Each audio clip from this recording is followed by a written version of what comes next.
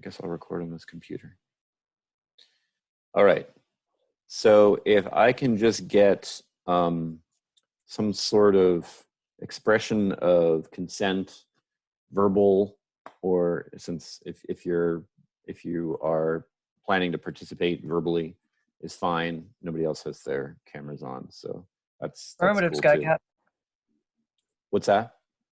Affirmative. Affirmative. Affirmative. Thank you. Affirmative. I said a thumbs up. Yeah, I'm good. Okay. Go ahead. Nice. Good. Thank you, everybody. All right. I'm going to share my screen now again.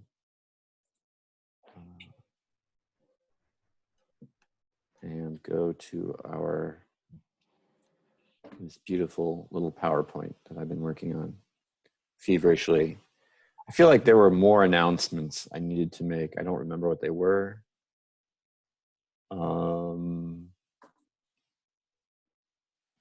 What's the current deal with the midterm? So the midterm has been called off. I see. I mean, I could offer like a makeup assignment if people want the extra grading opportunity. Yeah, I don't feel like you have to. Why'd you bring it up? Exactly. God. Oh my God. Anyway, if people are deeply upset or feel cheated that they're not being required to take a midterm exam, let me know, and we will. Oh, I'm not deeply upset at all. We will come to some sort of equitable arrangement. All right.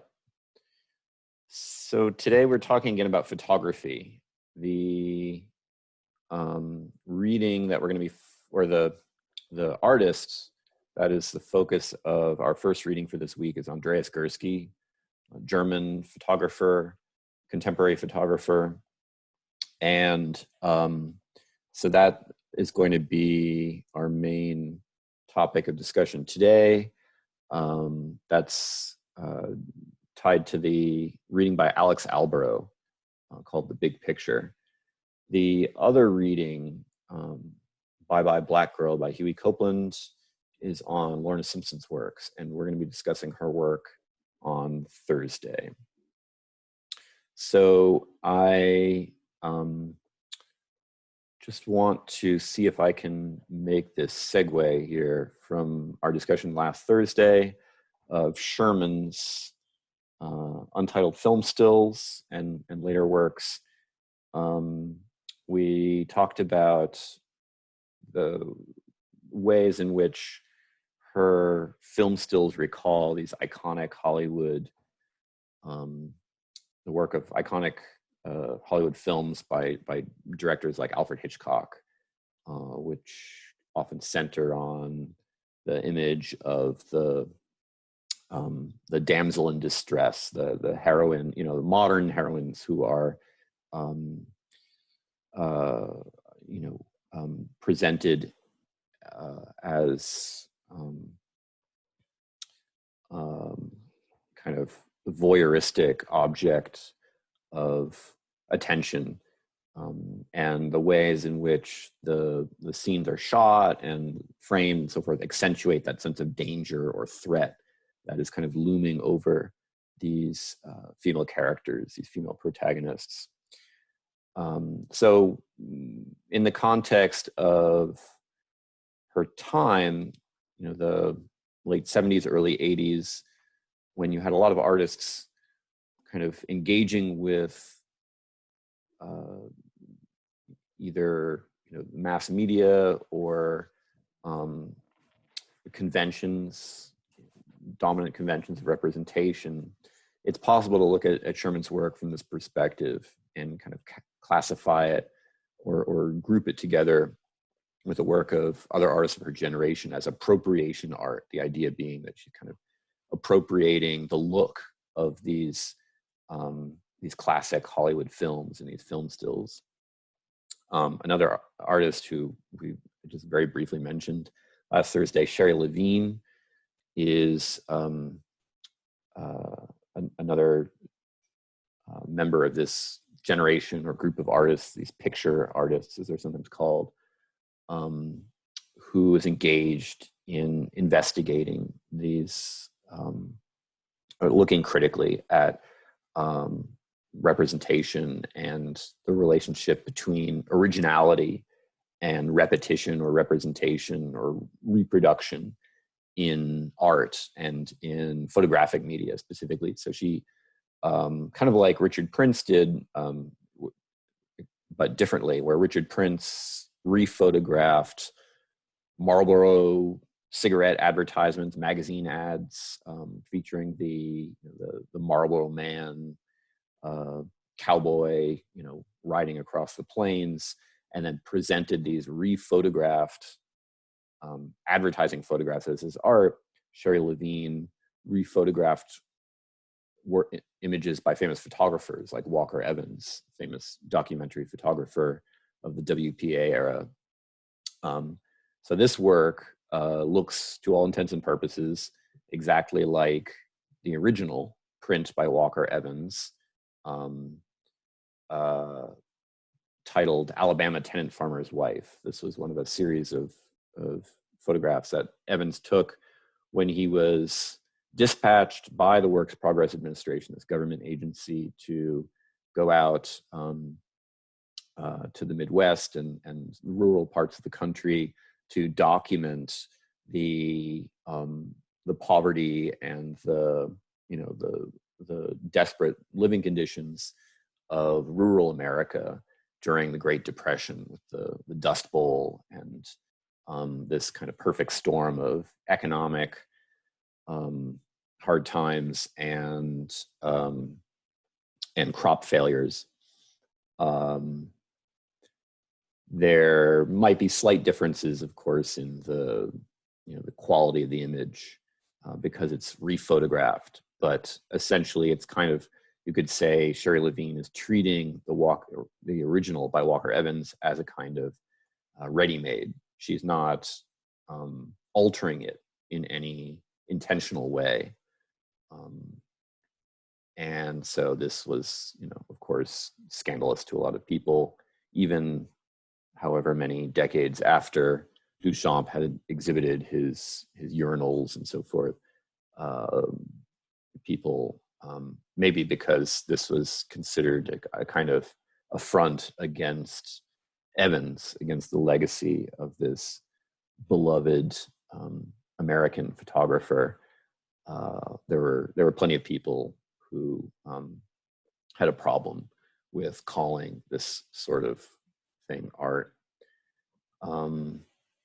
But other people, critics like Rosalind Krauss argued that, in fact, Levine was making that the work could be understood in conceptual terms, kind of like Duchamp's, that she was making a point about conditions of photography and the way in which the medium is founded upon this idea of reproduction, reproducibility, and that if you go back to Walker Evans' work or the archive of his images, you find plenty of evidence that he himself was more, that the works that we recognize as his are more the product of his choices or his selections rather than his originality or his creative vision. So because he actually took dozens of photographs of this one woman, Allie Mae Burroughs, this Alabama sharecropper's wife, and yet it was the one image on the left here that became famous. So Levine may be posing the question of why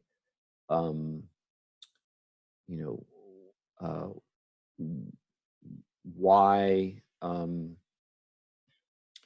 originality is so important in the construction of the artistic canon, especially when we're talking about artists who were using a medium, photography, that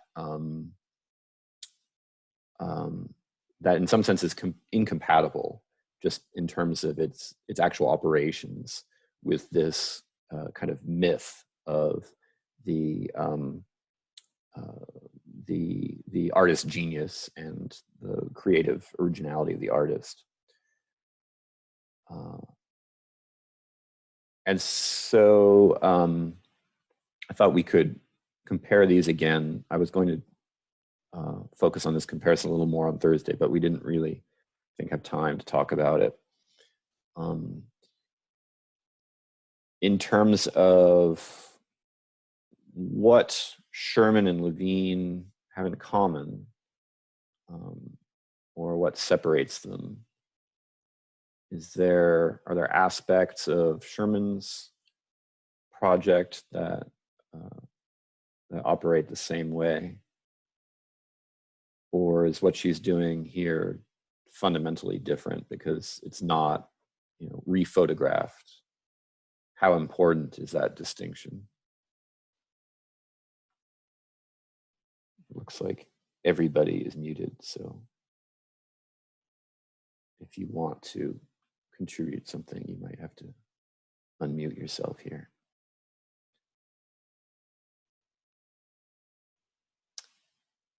All right, hearing none, I'm just going to move on. We also talked about Rosler's work, which even more directly is involved in a critique of the conventions of documentary photography. So the Bowery and Two Inadequate Descriptive Systems is talking about the way in which photographic images, as well as text or language, constructs public perceptions and ideas about society, you could say, in very general terms. And this connects with what we were just talking about here. I guess the question to ask of this comparison, these two different images of Allie Mae Burroughs, is why is it that the one on the left became famous and the one on the right is hardly known and hardly at all ever reproduced today? What do you guys think?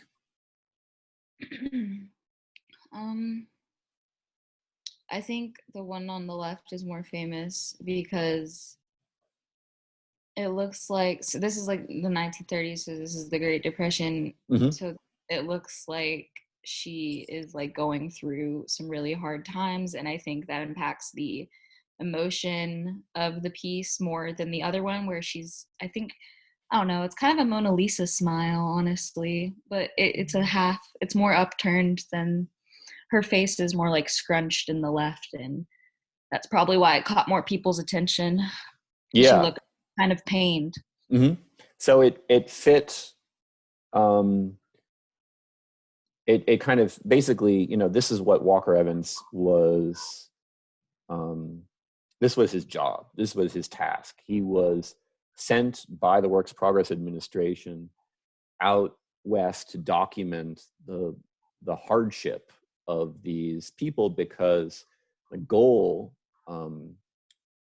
of the whole, the principal objective here, or the reason for making these photographs and publicizing these photographs, was to drum up more public support for government relief programs. So Walker Evans wasn't actually, seized by some sort of creative inspiration that took him out to these locations and that guided and directed his choices of what to photograph or of which photographs to use to print and publish. He had a very specific mandate that he was working with here, and it had a lot to do with the messaging, basically, that the federal government was trying to put out. So that's something else that maybe gets overlooked when we seize upon a particular image by a photographer and celebrate it for its artistic qualities, its human um, empathy or compassion or expressiveness. The looking at the two works side by side gives us a more realistic image of what this encounter might have been. Sure, these people were struggling, but they weren't simple caricatures of rural poverty. They were individuals who had their own kind of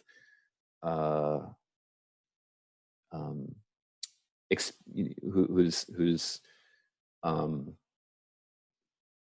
relationship to Evans is more apparent, in some of these less these more kind of informal or smiling images, like the one on the right. The one on the right is clearly the product of some kind of interaction between the photographer and the subject photographed, whereas looking at the one on the left allows us to forget about the photographer. It has more of the quality of a kind of candid image, because she's not smiling, she's not posing, she doesn't seem to be reacting to the photographer's presence.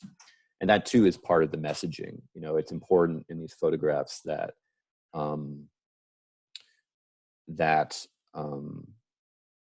they were accepted by the public as authentic documents, as accurate documents of conditions, the conditions represented here.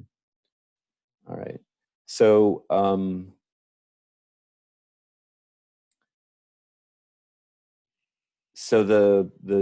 this tradition of documentary photography, it was associated with a certain kind of history, the history of these attempts to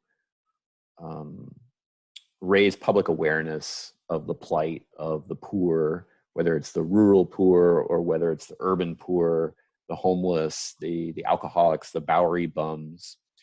Rosler chose this subject matter, the Bowery, the street where lots of homeless people congregated in New York City, and still do, I think, to some extent, because it had this, because of the many examples of documentary photographs of so-called Bowery bums. So in this work, she simply juxtaposes photographs and text. The photographs are shot completely straight. They are not artistic. They also don't feature human subjects. They're simply images of the street itself, the Bowery. And they give you a sense of, the kind of squalor and the urban decay. But what they don't show are actual people, the people waiting in bread lines, like in images by photographers from earlier in the century, documentary photographers like Louis Hine. You can compare that image with one of Rosler's photographs to understand, maybe some of the motivation behind her project, or this one by Erica Stone with Rosler's images of discarded liquor bottles here. And you have the text panels as well, which just feature synonyms for the term drunk or intoxicated, basically taken from a thesaurus and just paired with those photographs of the street. So what are some reasons why Rosler might have made these choices? What is she trying, what kind of statement is she trying to make about documentary photography by excluding people from these images, do you think, or from presenting these straight, kind of banal, uninteresting images of the sidewalks with these selections of words for intoxication taken from the thesaurus. Any And thoughts? she doesn't, I don't think she wants like people in there because I think she wants people to like, I guess, relate back to it and not have like whoever's in like the photo be like, oh, this is probably about them versus, oh, this is about me or like someone else. Or I think she's trying to like try to tell like what, I don't know, I guess something in conjunction of like being drunk and like their home, like I guess home living. So like we're not being told who or what kind of person belongs in these scenes, right? Like it could, Yeah, we could because be imagining it's easier to imagine ourselves in this setting if we, yeah, I guess it's like putting other people in that same position because no, because everybody can be, I guess, an alcoholic or be a drunk. It doesn't matter if you're rich or poor. And like there is a stereotype, in my opinion, of if you're poor because you were probably an alcoholic and you spent all your money on alcohol. And I think what right. she's trying to do is kind of, I guess, kind of break that. Yeah. way. So what might be her problem with images like this one then? Why is she Um, consciously avoiding imagery with like this this? one though, you can tell like because it says barely bums, so and you can tell by the way they're dressed, they look or poor, look like bums. So you could tell that whatever it is, it's about them being poor, and we may not know like the entire backstory, but that's like kind of showing like I guess what I was talking about, like, oh, they're alcoholics, versus what hers are doing is she doesn't want to pinpoint some like let's say these were in her photos. She doesn't want to pinpoint those two as these are what alcoholics look like or these are alcoholics. So this is about them, I guess, type of way. So she doesn't want to reduce people Yeah. to this, you know, this one factor or this one, um, this one dimension of Yeah. their existence. You know, their poverty. The same way that, you know, maybe a Walker Evans photograph of Allie Mae Burroughs, the one where she's sort of frowning or scowling, reduces her to her suffering, to her impoverishment, because it's sort of exploitative, right, for the photographer to be doing this. So the photographer is taking this omniscient, kind of detached perspective, like, okay, I'm just giving it to you straight. I'm giving you, you know, the real truth as to what's happening out west or what's happening, you know, in the streets of you know, downtown Manhattan after hours, you know, in these seedier districts. But they're also, you know, they're also kind of capitalizing on these people's suffering at the same time, and um, they are in a way pandering to an audience that um, regards the suffering of others as interesting, as, you know, fascinating, um, and that maybe feel, you know, has a chance to feel good about itself by looking at these images and thinking, you know, oh, how terrible, while still remaining safe and secure in their own homes, you know, not really touched by the sufferings of others. So this question of the objectivity of the photographer is one that has long haunted the medium or the you know the practice of photography. We also talked about Laurie Anderson's work, in which she took photographs of the various men who would, you know, call out to her, catcall her on the street, or, you know, harass her or ask her out on dates or whatever. We can see this as a very direct response to her, you know, or as a a kind of strategy for turning the tables on these people who were routinely subjecting her to this form of harassment. But we could also understand it in relation to the history of photography. Traditionally, the documentary photographer remains objective and detached. And Laurie Anderson is really questioning that. How can a photographer, especially a woman photographer, remain completely detached and objective when women, for example, are not typically given the same kind of license that men are to go around taking pictures of people. There is that, and even with male photographers, even with Walker Evans, there's always that question. How did the photographer construct the scenario?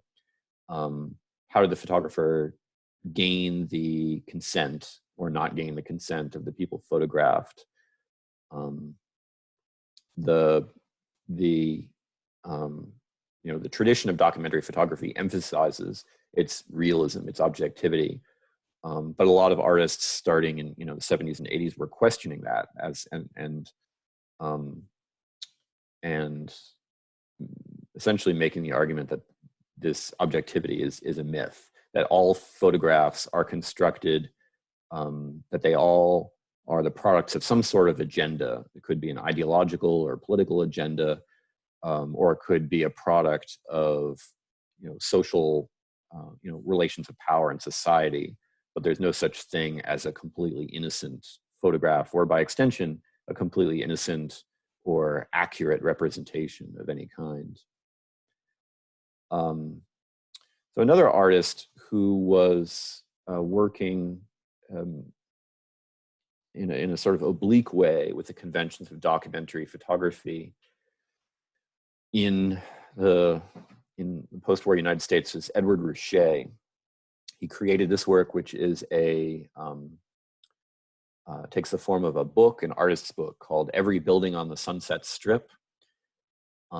And the book is exactly as its title describes. It contains a kind of continuous photographic frieze of all the buildings on either side of the Sunset Strip.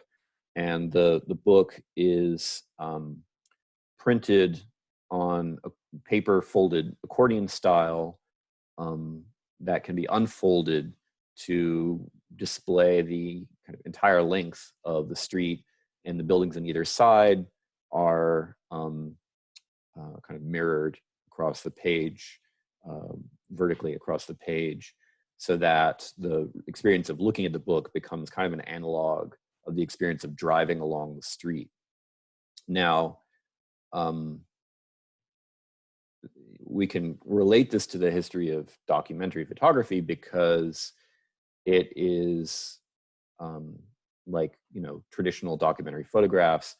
It doesn't appear to be composed or framed or shot in a particularly artistic way. The photographer is not trying to make a beautiful or picturesque image.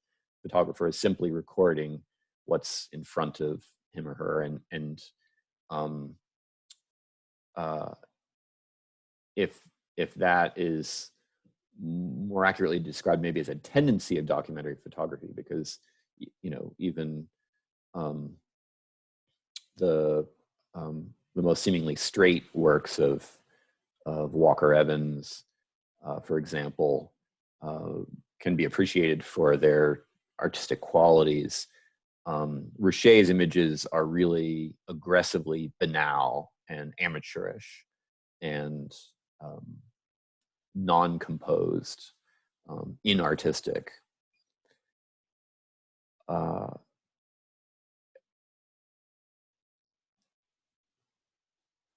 So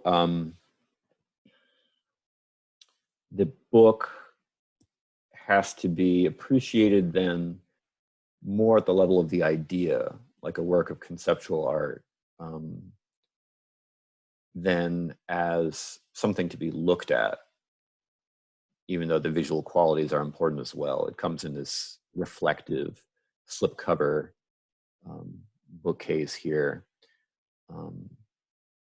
But the actual look, the actual aesthetic of the book itself is very minimalist.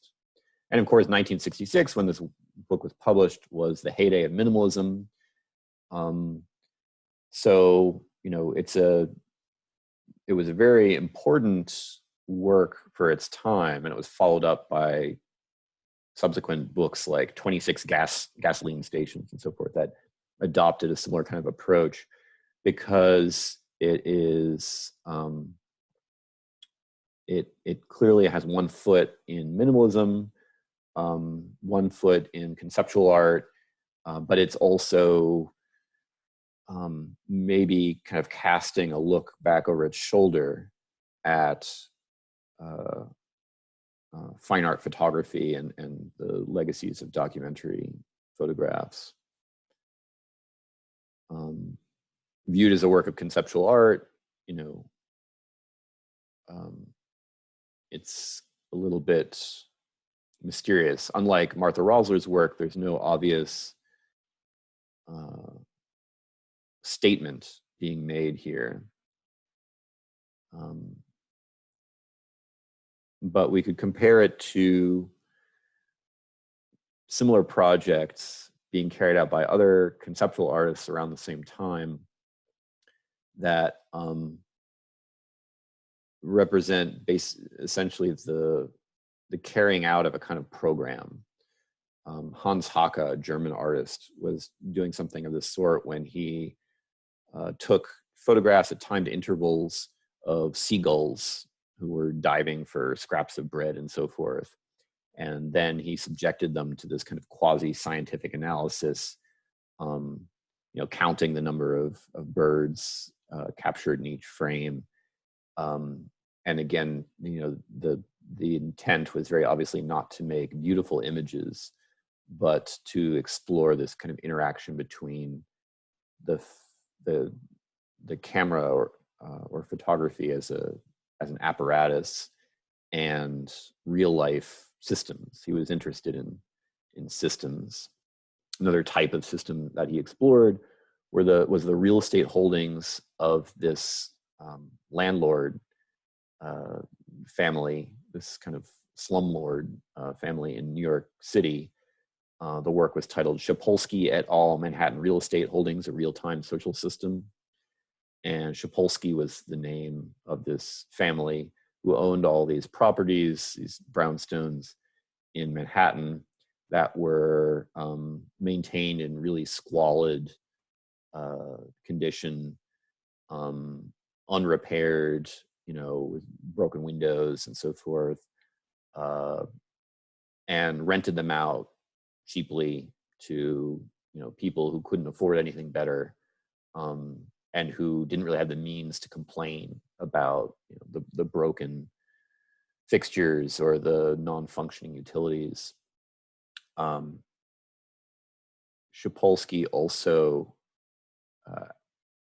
well, the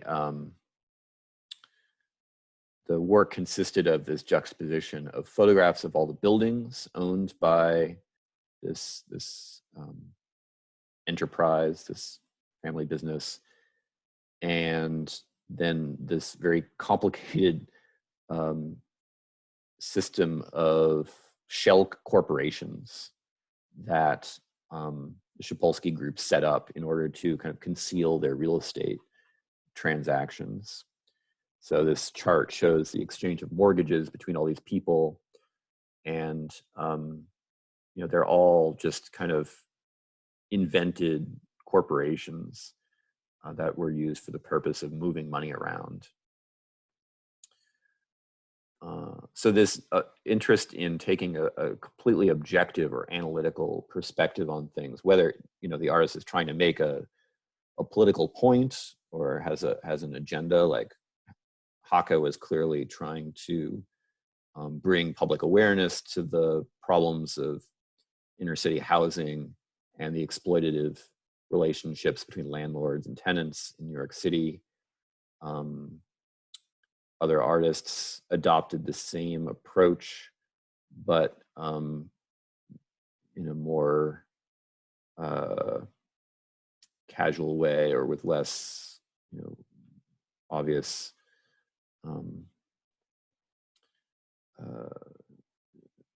less of any kind of intention to make a statement, a political statement of any kind. John Baldessari, a California artist, decided to take photographs of the backs of all the trucks passed while driving from Los Angeles to Santa Barbara, California on Sunday, 20th January, 1963. And then he simply exhibited the results as a work of art with that title, consisting of 32 photographic images, 35 millimeter slides.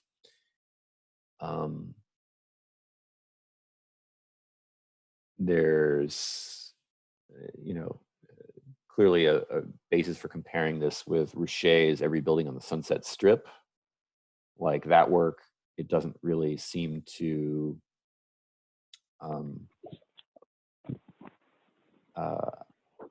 have any kind of meaningful content or be making any kind of significant statement. The choice of subject matter seems essentially arbitrary or whimsical even. This is another work. I don't know why these yellow lines keep showing up here. This is a photographic documentation of an art action, or an action that was carried out on the basis of a set of instructions. It's titled "A Person Was Asked to Point," and so you've got a hand pointing to what looks like a scar on the wall or something like that, and then a hand pointing to an image of a person on a television screen. So a lot of artists in this period were using photography as a medium to simply document these actions, which themselves might have been kind of banal or uninteresting. Then in Germany, you have an artist, or an artist couple, Bernd and Hilla Becher, a couple of photographers who embarked on the project of photographing industrial structures, like early industrial structures, many of which were obsolete or no longer in use, that could be found throughout the German countryside, and then arranging them in groupings according to shared features. So these are like water towers. These are tanks, oil tanks, I think. These are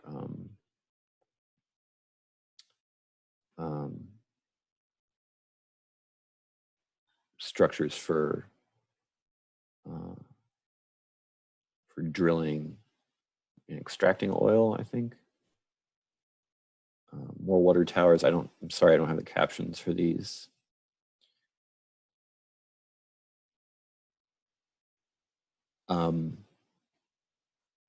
So within the United States, the Becher's work was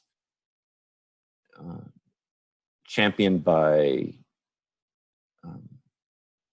minimalists like Carl Andre, the sculptor and art critic, who immediately saw a connection with the things that the minimalists were involved with in the US, this exploration of seriality and serial repetition, and these this interest in exploring subtle permutations of forms or shapes carried out over time, except contrast to the minimalist sculptors, the Beschers were finding these found objects and regarding them as sculpture, kind of photographing them in ways that brought out their sculptural properties. I'm just really trying to figure out what this yellow line is that I somehow drew across my screen.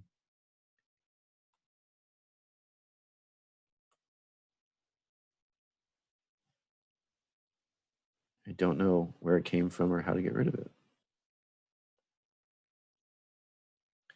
All right, I'm just gonna do my best to ignore it.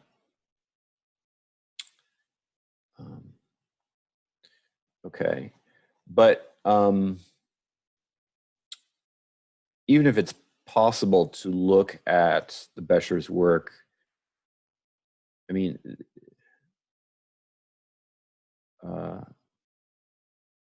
they themselves sometimes describe their work as sculpture, even though they were, as photographers, extremely fastidious about technique.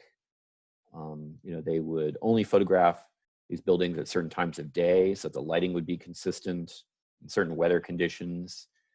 The prints themselves had to be absolutely pristine, had to be, as clear and detailed as possible. So they were perfectionists when it came to working out the proper exposures and development processes for their work. But in terms of the way in which they grouped these objects, they could be, there's clearly a conceptual aspect to their work. But within the German context,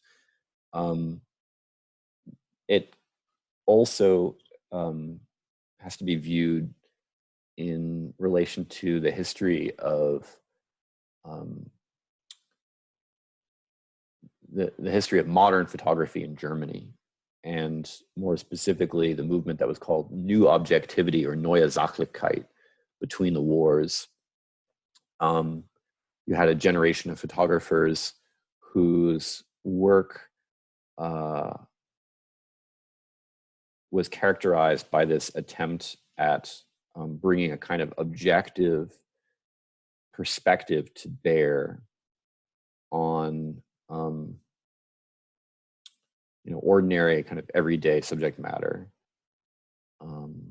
So you have like Munkashi's A Field Full of Children here, in which you see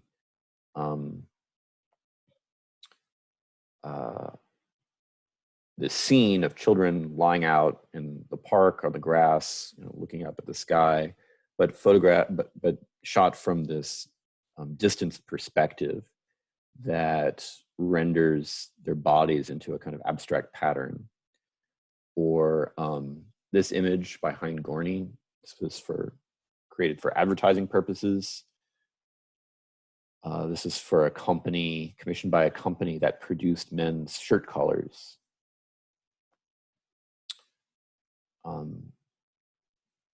And so, both of these works, even though they're from earlier in the century, some 30 years or longer prior to the work of the Beschers, the parallels are apparent here. This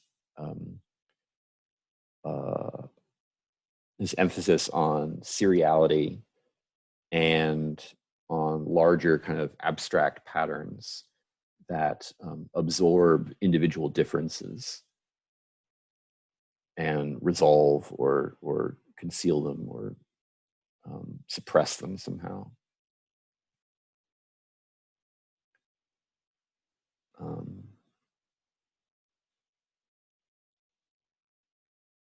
Here's an image by Albert Renger-Patsch, also commissioned by a corporate client, a Schott Laboratory company that manufactured glassware for scientific laboratories.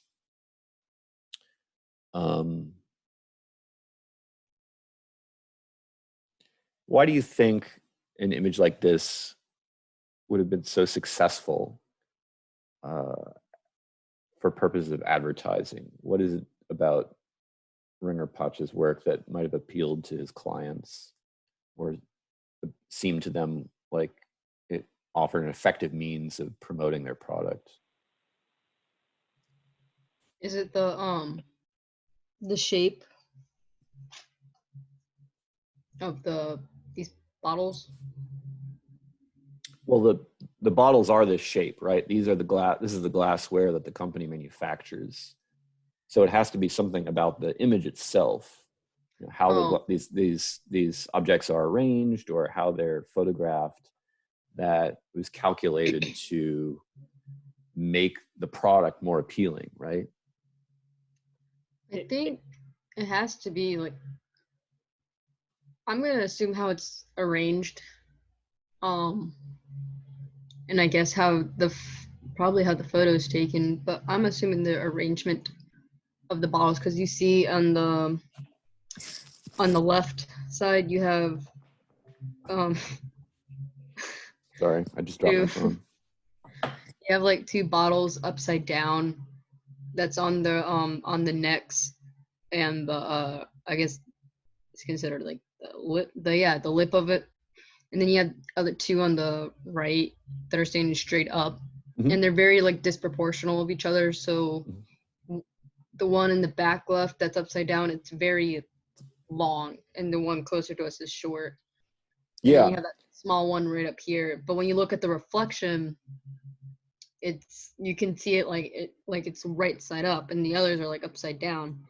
Okay. And I also kind of feel like it's playing on like some type of illusion, because I feel like the one in the back and the one I guess kind of next to it might be, I guess assume it's the same, or the two in the sides from the left and the right, one upside down, one not. I think those two might be the same, but I guess they're playing on like proportions by how they set it up.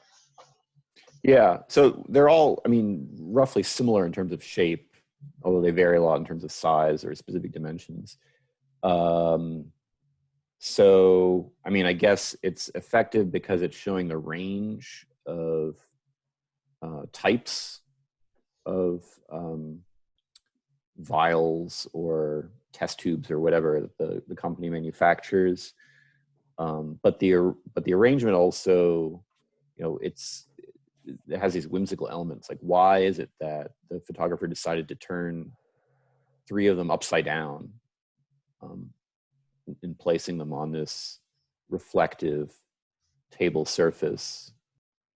Or what, you know, how does this image challenge the conventions for portraying industrial products? I guess might be another way. Like if we were to compare this image with Gorney's, which we can do pretty easily.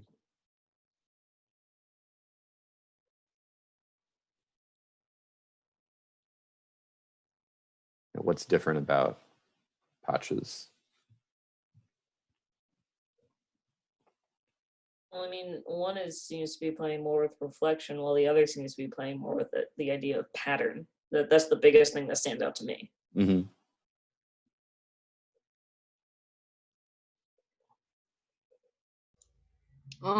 The one on the right, it's playing with like, I guess, repetition and I guess display, but you can tell there's a couple that's, I guess, kind of like lifted up, or like some is like crooked. It's like in a line, like it's all nice and like neat, almost like everything's in its place, and they all look very similar and the same, I guess. I don't know. Yeah. That's what I'm getting at. Well, and think about, you know, who these shirt collars were being manufactured for. Like, who wears shirt collars? Like the businessman, I guess. Yeah, right. And so you have this arrangement of shirt collars that kind of suggests the class of people who would have been wearing them. You know, these sort of anonymous crowds of office workers or clerks or business people, marching down the street on their way to work or what have you. So there is, even though the image seems to really emphasize these qualities of mass production and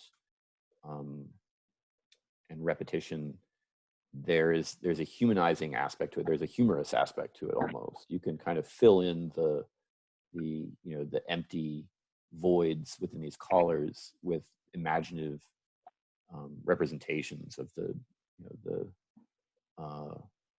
kind of faceless office drones who might be wearing them in life. Renger Potch humanizes this imagery in a different way.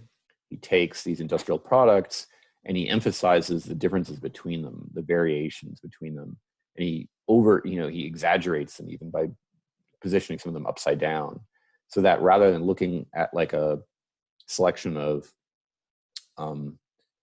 industrial products, they're posed almost like a family photograph, right? You've even got the big people, the parents or whatever, and the adolescent children, and then the baby or the toddler here. So bridging that kind of uncanny valley between the faceless, the impersonal, the mass-produced, the industrial or corporate, and the human aspect. This is kind of what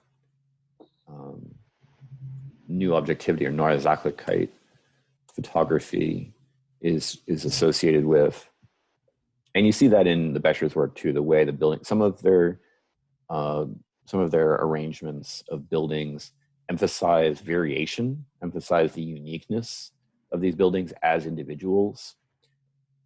Sometimes they are, sometimes the images are exhibited in grids or groupings, and sometimes they're exhibited individually to further emphasize their individuality. And so you can see these buildings as sculptures. You can also kind of see them as people in a way, because in contrast to later industrial structures, which are all uniform, all manufactured, kind of from prefab elements and according to prefab designs, a lot of these earlier industrial structures were these one-off projects, and so they do look quite different from each other. So the Beschers trained a whole generation of younger photographers in Germany. One of them is Thomas Struth, whose work shares in common with the Beschers this perfectionism, this fetish for detail, for like perfectly rendered, crisp black and white detail. Obviously, color photography was available at this time, also when the Beschers were working, but they preferred to work in black and white.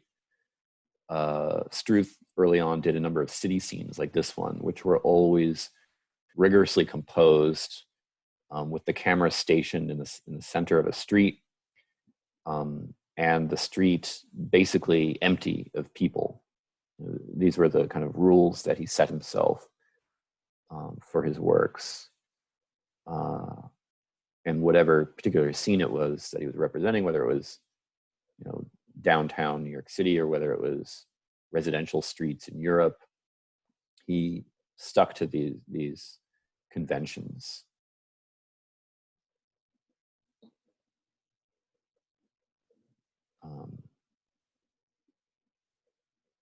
These are not very good images, but just give you a sense of the range of his work.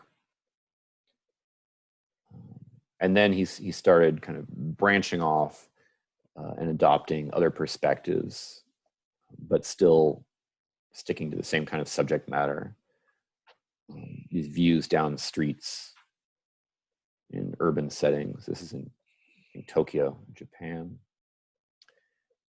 Petra Wunderlich, a woman photographer, also very influenced by the Becher's work. I couldn't find many examples of her photographs online, unfortunately. And Andreas Gursky, who is the focus of our reading, our first reading for this week. Let me see here. And so we have a lot, there are a lot of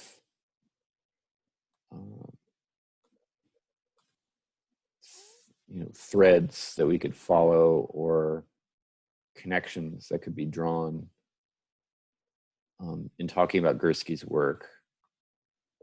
You have the history of documentary photography in Germany, Neue Sachlichkeit, and the way in which this tradition was transmitted but also transformed by the Beschers, Gursky's teachers. You have the influence of minimalism and conceptual art in the United States and Germany, and also the influence of contemporary photographers or pictures generation artists who are exploring the conventions of mass-mediated photography. But just to start with this comparison, we have the Gursky on the left and this Martin Mukashi work on the right. What kinds of similarities can we identify and what kinds of differences?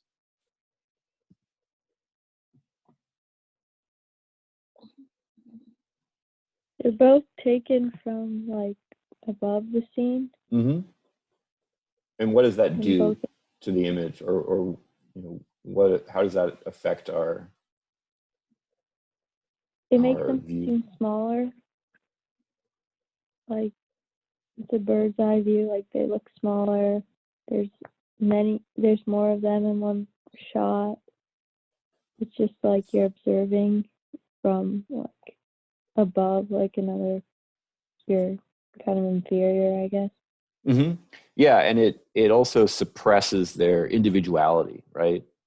We don't get a Mhm. close enough look at any of these people to be able to really relate to them or identify them with them as anything other Mhm. than a crowd, or according to these shared characteristics. Like they're clearly all children in the photograph on the right, and they're all sunbathers or swimmers in the work on the left. Mhm. But we're not being asked to take an interest in them as people. We're being asked to take an interest in them as a kind of abstract grouping or formation, or kind of random agglomeration of bodies in space. Mhm. Other similarities?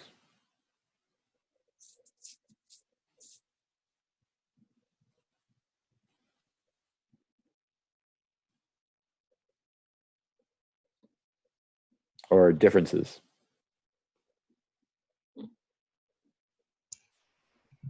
One has more people than the other.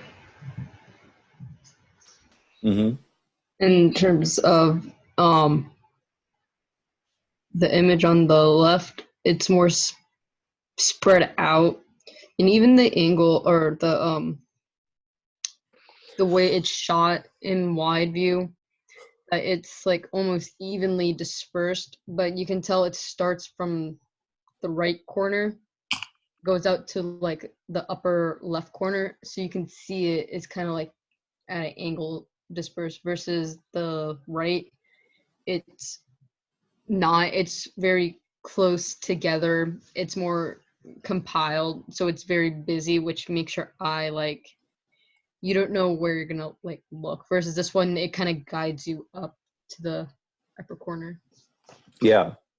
So the field full of children, it's there's nothing really to differentiate, any one square inch or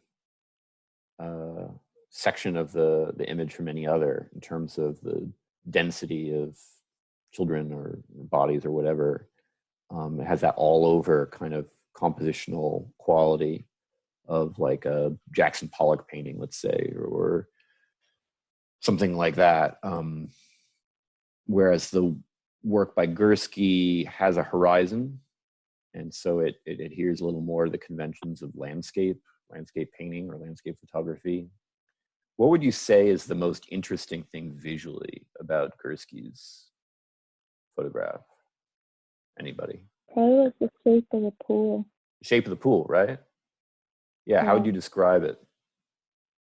The shape. It's like it's geometrical but kind of organic. Like the shape doesn't really make sense.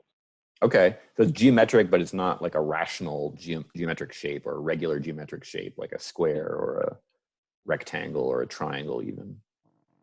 Yeah. So it's unique, it's kind of individual, it has an individuality if we were to compare it to other swimming pools, but Mhm. it is not, but it doesn't look, as a shape, it is very abstract. Like it could even remind us of Yeah. abstract painting, perhaps, like Mhm. minimalist painting, like the kind of shape you might find in a Frank Stella painting, for example. Mhm. Cool. All right. This is another Gursky image of a river shot beneath a highway overpass or bridge.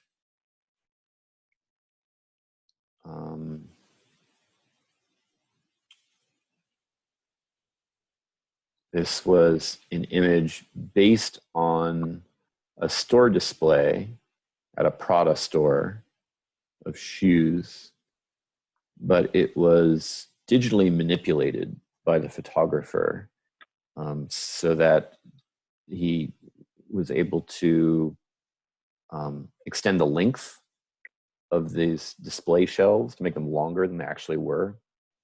Not sure exactly how he did that, but you notice it's a C print, that's a chromogenic print. In contrast to this 1987 image, which is this color photograph, chromogenic prints are basically photographic images that have been printed out from a computer. And it was over this period that he started to use more digital manipulation in his images. So why would he have made the specific choice to lengthen this display shelf when he was altering the photograph? Any thoughts? Like exaggerate the quantity Mm-hmm. of shoes. The quantity, and also in terms of the photograph as a composition. Yeah. What is emphasized by extending the length or the number of shoes on display here? It looks more visually interesting, I guess. And yeah, does it? It's not normal to Yeah. a long shot. And could we talk about the influence of minimalism here, or minimalist investigations of seriality, of serial repetition? Mhm. Yeah. As if Gursky is trying to make the photograph more interesting, or look more interesting, or look more contemporary in relation to other examples of contemporary art and other media like sculpture.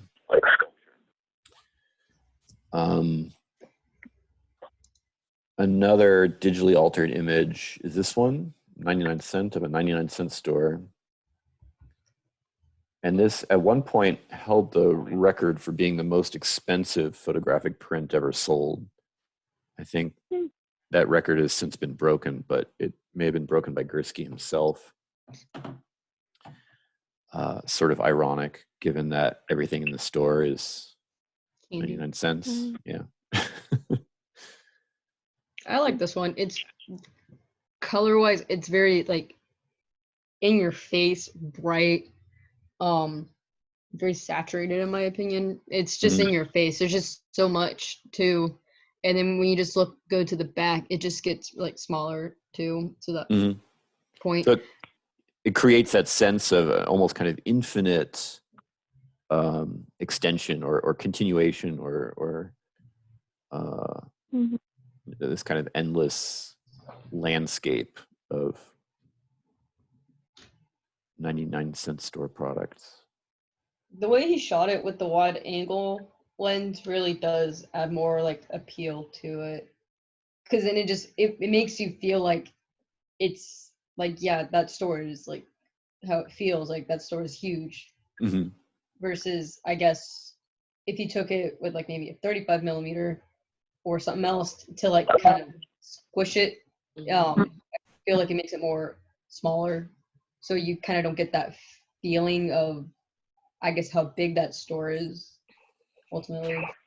Right. So he's capturing the feeling of being in a store and, feeling like you're surrounded by these endless shelves of almost interchangeable products, even if he has to kind of exaggerate the reality or manipulate the representation of that reality in order to create the effect. It's because it's not just the wide angle lens, it's also, again, using digital tools to kind of expand the field of view here. Chicago Board of Trade 2, showing the floor of a stock exchange in Chicago, also digitally manipulated. There's really no other way that he could achieve this incredible depth of focus also in a image of crowds of this scale. And oh, look, another one of those comparisons, but we can move ahead. This is a library in Stockholm, Sweden, which is mainly remarkable, I guess, for its architecture. Another view that physically probably could not be captured by a single stationary camera, but using digital techniques, Grisky is able to create this almost sublime kind of panorama of books. So a lot of the subject matter, his images either feature repetition of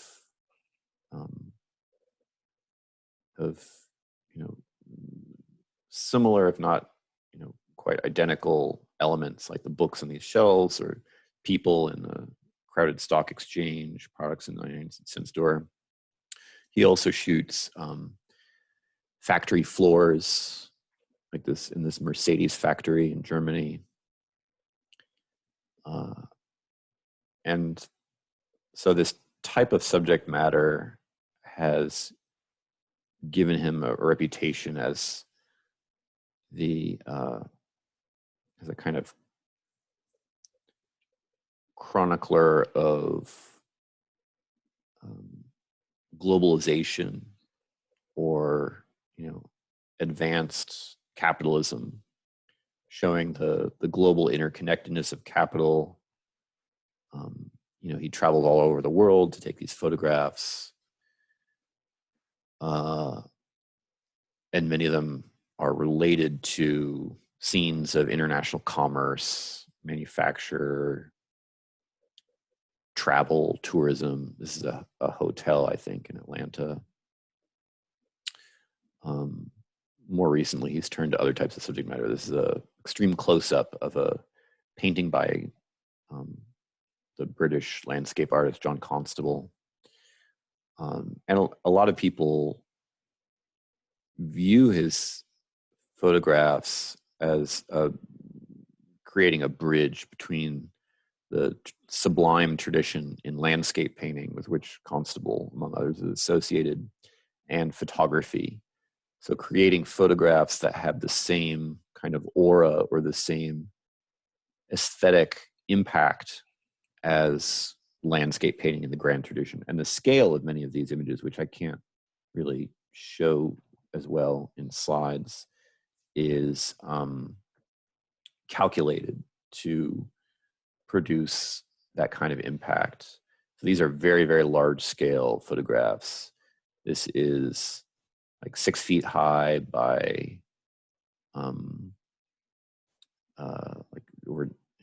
is that like 9 feet long, this particular print, and many of these other images have similar dimensions.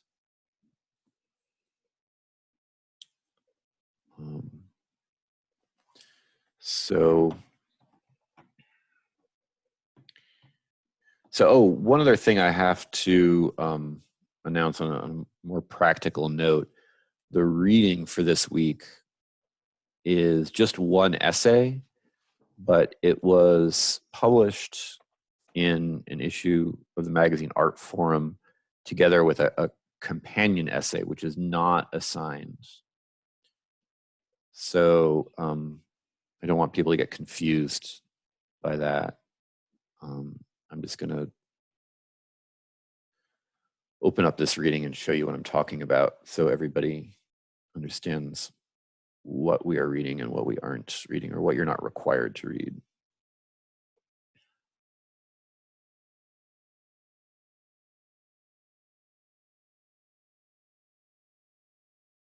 Okay.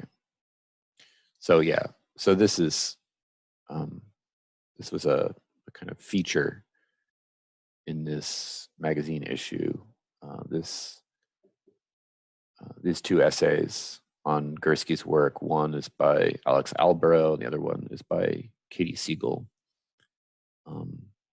So Alex Alborough, actually it's titled Blind Ambition, is the title of his essay. Katie Siegel's is titled Consuming Vision. And they're printed, the two essays are printed facing across the same page. So you're welcome to read the Siegel essay, but it's essentially just marketing, I have to say. Like, it's just kind of blandly praising the artist's work. I think Alborough's article is more interesting because he's taking a critical approach. He's looking at it as a kind of symptom of conditions of the contemporary art market and of globalized capital more generally. So it's just these columns of text on the right, headed by his name, Alborough, that are assigned reading. And whatever you do, don't get the two readings conflated and think that they're all part of the same essay, because they aren't.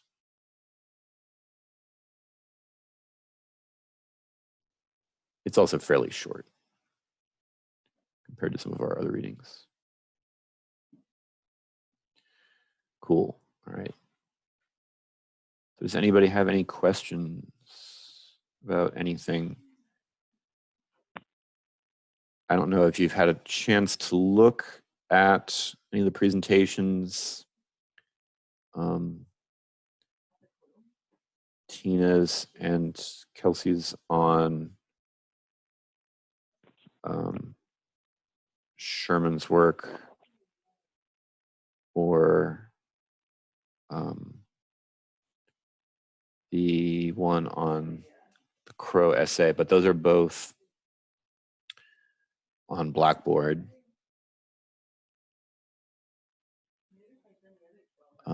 Here, this is what you are going to see if you log in here.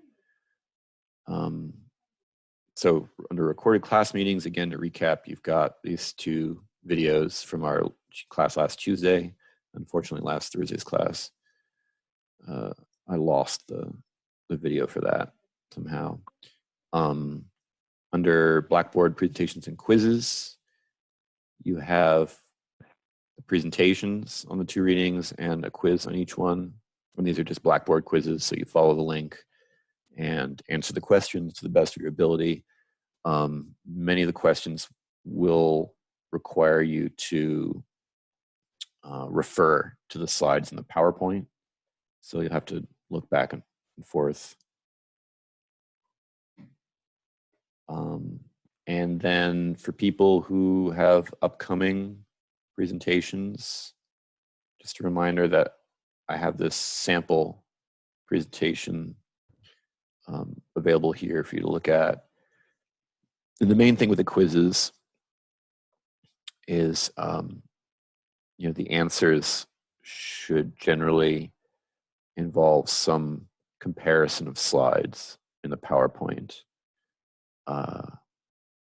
You don't have to do that with every single question, but the majority of questions should require you to refer directly to the PowerPoint, because the goal here is to come up with questions that can only be answered if you have A, completed the reading, and B, looked over the PowerPoint. And I think that's everything. Or if there's anything else I wanted to announce, I don't remember what it is. So thank you, everybody. Thank you. Mm-hmm. Thanks. And hopefully I will see you or hear from you again on Thursday. Okay.